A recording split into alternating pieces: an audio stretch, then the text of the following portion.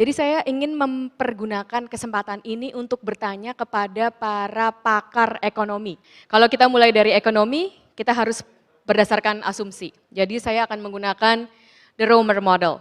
Ya, berdasarkan teori oleh Romer adalah satu-satunya investasi yang tidak akan turun, yang tidak akan menghadapi nilai diminishing return, itu adalah investasi di sumber daya manusia dan bukan investasi di fisik. Kita harus mengedukasikan masyarakat kita, publik kita untuk mengerti begitu pentingnya sumber daya manusia terhadap pertumbuhan ekonomi.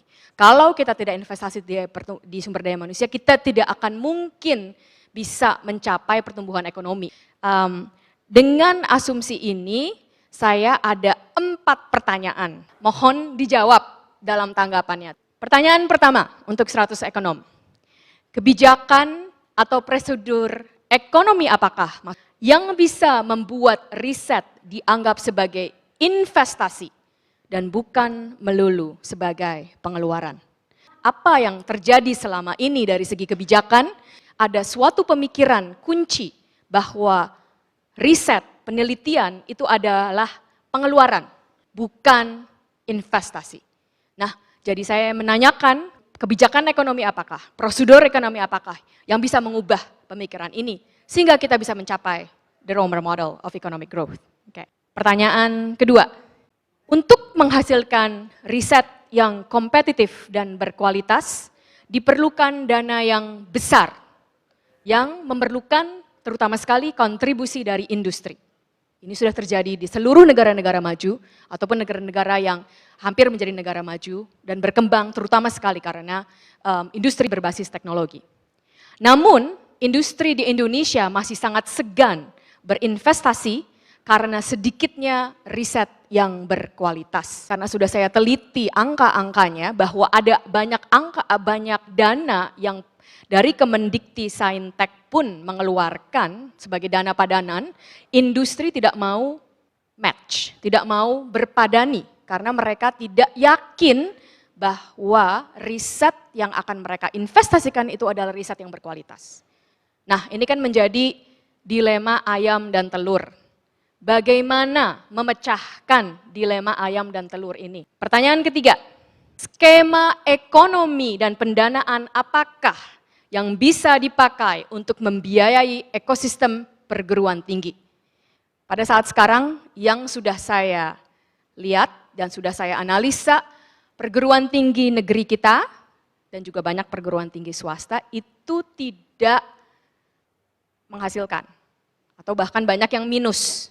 Nah, sementara itu kita butuh dana untuk membuat ekosistem yang berkualitas. Dan jangan lupa kembali di Romer Growth Model, sumber daya manusia, itu berdasarkan pengetahuan dan inovasi. Dua-duanya itu di perguruan tinggi. Dan untuk menghasilkan kualitas perlu dana yang sangat besar. Nah, bagaimana skema ekonomi apakah? Apakah itu 80% dari pemerintah?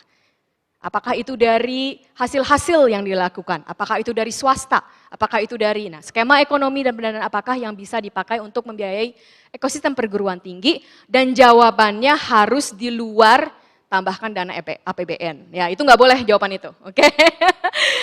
Tambahkan dana APBN untuk perguruan tinggi tidak boleh itu, oke?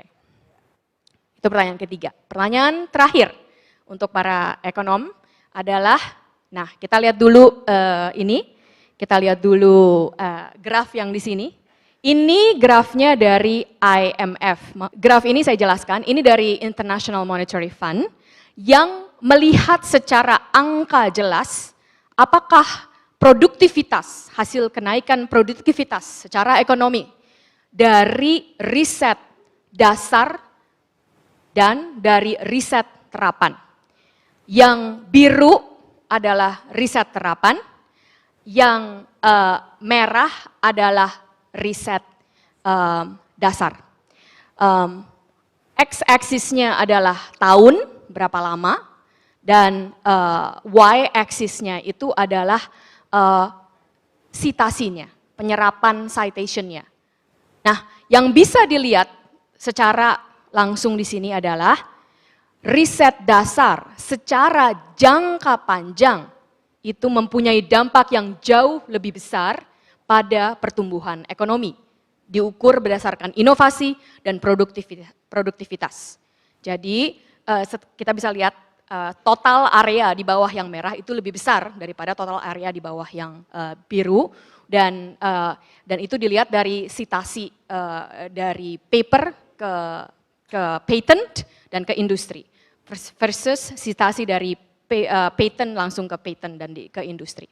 Nah, riset terapan secara jangka panjang lebih sedikit dampaknya terhadap pertumbuhan ekonomi, produktivitas, inovasi itu lebih sedikit. Namun kalau kita cuma mengukur dalam jangka waktu 10 tahun, kita bisa lihat memang yang biru lebih banyak. Ya. Tetapi pertumbuhan ekonomi suatu negara, Indonesia Emas 2045 itu adalah jangka panjang. Namun kebijakan ekonomi yang terjadi selama ini selalu kebanyakan berfokus pada hasil jangka pendek, termasuk insentif yang diberikan kebanyakan adalah untuk hasil riset terapan. Kembali lagi, ini adalah data bukan saya yang bikin, ini yang bikin International Monetary Fund, sangat bisa dipercaya bahwa kita harus dua-duanya, bahkan sebenarnya kita harus lebih banyak terhadap riset dasar. Nah, tetapi tentu saja saya ingin kembali menanyakan kepada para pakar-pakar bagaimana kita menghadapi masalah jangka pendek versus jangka panjang ini dengan tujuan meningkatkan ekonomi negara secara keseluruhan.